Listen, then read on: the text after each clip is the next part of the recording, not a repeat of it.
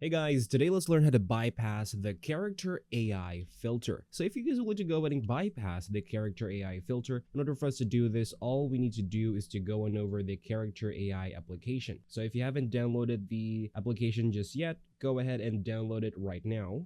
And once you have already downloaded the character AI application, of course, set up your account and then log on to your preferred account.